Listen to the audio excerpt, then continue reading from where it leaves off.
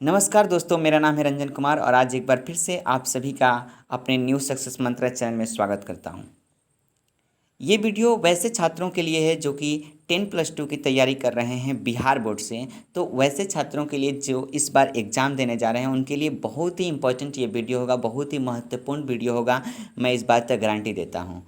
देखो भाई, हम जो है इस वीडियो में प्रत्येक लेसन वाइज जो इंग्लिश का आपका होगा वीडियो, जैसे कि पहला आपका हमारा लेसन है इंडियन सिविलाइजेशन एंड कल्चर, जो कि कंपोज किया गया है महात्मा गांधी के द्वारा। इस इसका जितने भी ऑब्जेक्टिव टाइप क्वेश्चंस 25 क्वेश्चंस को हमने इसमें कलेक्ट कर रखा है और इतने महत्वपूर्ण सवाल जो हैं आपके एग्जाम में इससे इस लेसन से एक भी ऑब्जेक्टिव सवाल नहीं छूटेंगे, ये मेरा गारंटी है। तो मैं उस पूरे ऑब्जेक्टिव सवालों को इस वीडियो के माध्यम से कवर करना चाहूँगा, कवर करूँगा, ठीक है। और आपको बेहद ही इंपॉर्टेंट और बहुत ही महत्वपूर्ण लगेगा। अगर आपको अच्छा लगता है तो भैया ज़रूर अपने दोस्तों के पास शेयर कीजिए, अपने भाई बंधु के पास शेयर कीजिए, ताकि वो भी इस वीडियो को देख के अच्छे से अच्छे मार्क्स जो है अपने एग्ज़ाम में प्राप्त कर सकें और उसको ज़्यादा से ज़्यादा बेनिफिट हो।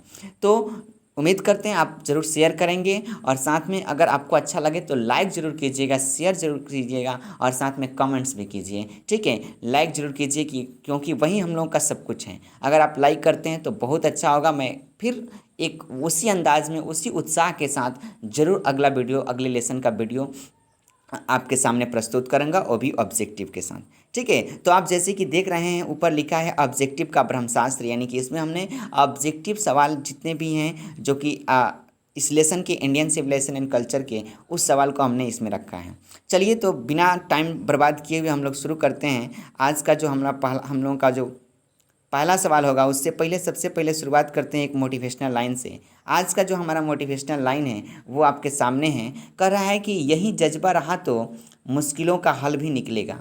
यही जज्बा रहा तो मुश्किलों का हल भी निकलेगा। जमी बंजर हुई तो क्या, वहीं से जल भी निकलेगा।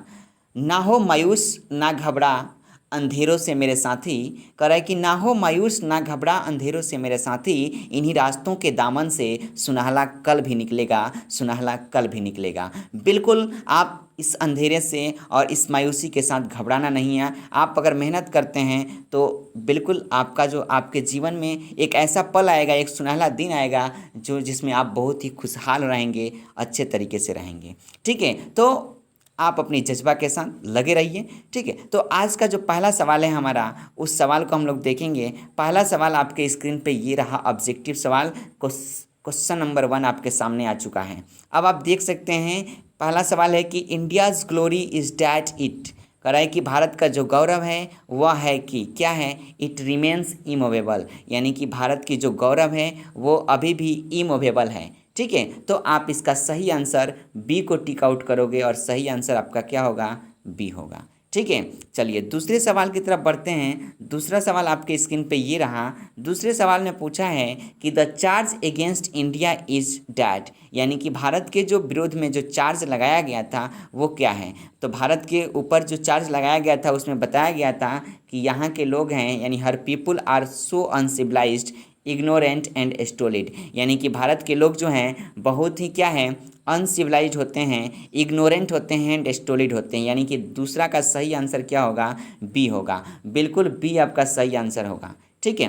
तो अगले सवाल की तरफ बढ़ते हैं। अगला सवाल ये रहा आपके स्क्रीन पे। तो अगला सवाल में बोला है कि Gandhi ji dominated Indian politics during, यानी कि गांधी जो हैं कब से कब तक भारतीय पॉलिटिक्स में उन्होंने शामिल रहा। तो आपको याद रखना है कि 1915 यानी 1915 से लेके 1948 तक वे जो हैं भारतीय पॉलिटिक्स में शामिल रहे हैं, यानी कि इस समय तक उन्होंने भारतीय पॉलिटिक्स में शामिल रहा, यानी इसका सही आंसर आपके सामने सी होगा, ठीक है। और अगले क्वेश्चन की तरफ बढ़ते हैं। तो अगला क्वेश्चन आपके स्क्रीन पे 4 नंबर जो कि यहाँ है, आप देख सकते हैं कि the western civilisation has the tendency to privilege, यानी कि वेस्टर्न सिविलाइजेशन जो है उनकी जो टेंडेंसी है, ठीक है, वो क्या है। तो वेस्टर्न सिविलाइजेशन की जो टेंडेंसी है तो वो है मोरालिटी। आप याद रखेंगे, इसका सही आंसर होगा बी, बिल्कुल सही आंसर होगा और बी को टिक आउट करेंगे आप, सही आंसर क्या होगा, बी होगा।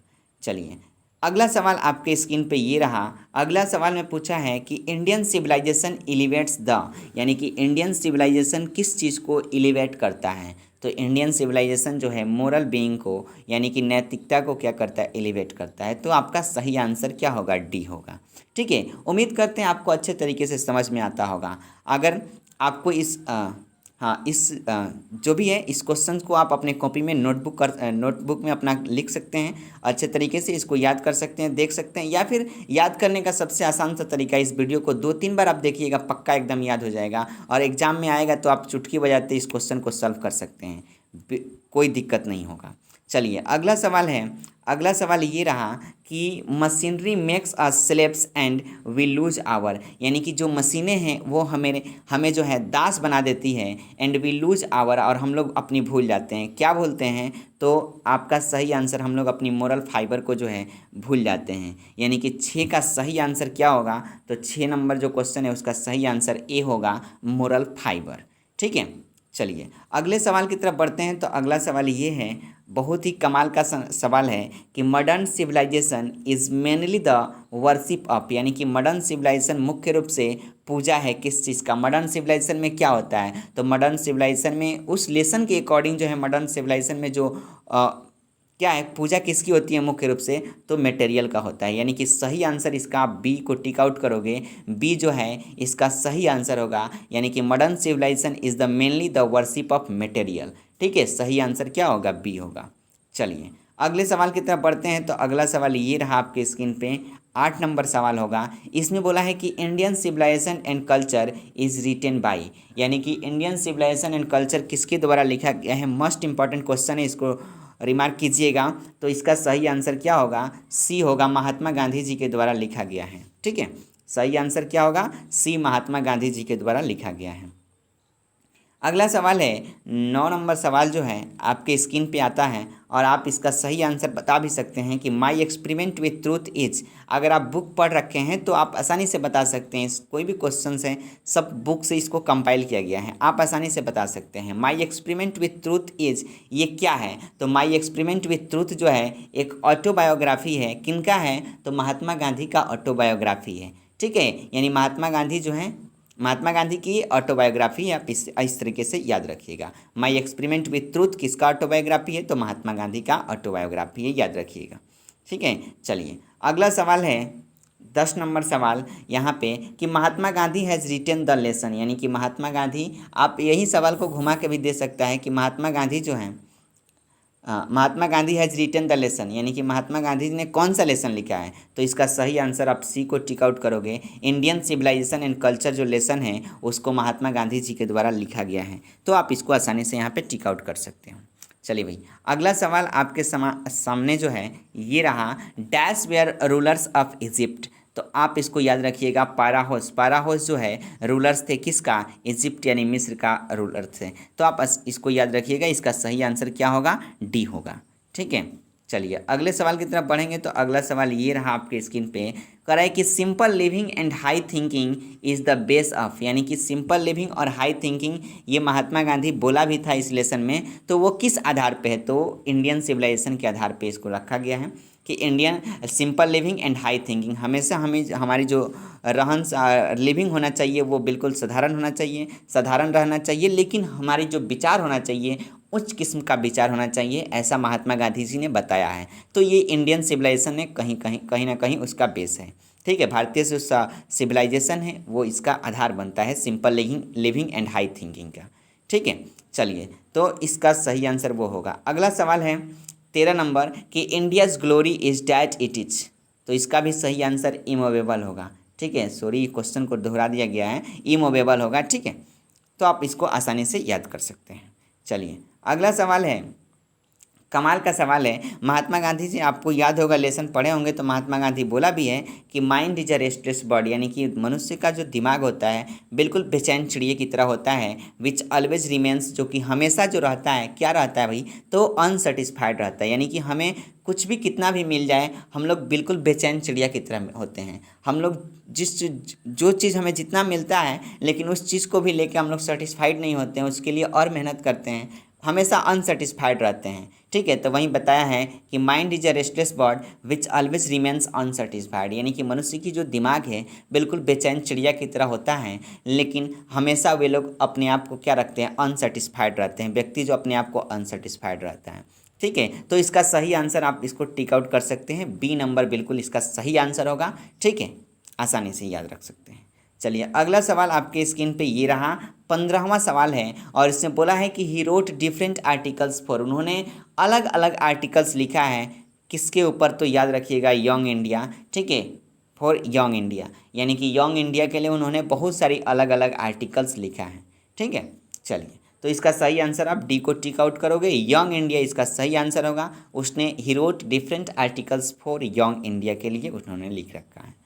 अगला सवाल है कि dash makes us slaves and we lose our moral fibre. ठीक है, उसके पहले दूसरा था, जैसे मशीनरी दे रखा था, यहाँ पे machinery makes us slaves and we lose dash our moral fibre, लेकिन यहाँ पे अलग तरीके से यहाँ पे अब यहाँ भरने के लिए दे दिया है, तो यहाँ पे सीधी सी बात है, हम लोग क्या भर सकते हैं, मशीनरी भर सकते हैं। ठीक है, तो यहाँ पे सही आंसर हमारा क्या होगा, मशीनरी, यानी मशीनरी जो है मेक्स अस स्लेव्स, यानी कि जितने भी मशीन का आविष्कार हो रहा है ये हमें गुलाम बनाता जा रहा है, and we lose our moral fibre, और हम लोग के जो मोरल फाइबर है उसको भी हम लोग क्या कर रहे हैं, अपना खो रहे हैं, खो देते हैं। तो ऐसा इसका सही आंसर आप सी को टिक आउट करोगे। थोड़ा सा अलग अलग तरीके से इस सवाल को रखा गया है, बट सेम है सवाल, आप इसको याद रख सकते हैं। चलिए, उम्मीद करते हैं आपको बहुत अच्छे तरीके से समझ में आता होगा। ठीक, तो अगर आता है तो लाइक करना ना भूलिएगा, लाइक ज़रूर कीजिएगा। ठीक है, और साथ में अपने दोस्तों के पास शेयर भी कीजिए। चलिए अगला सवाल है, truth and non violence were the chief क्या है।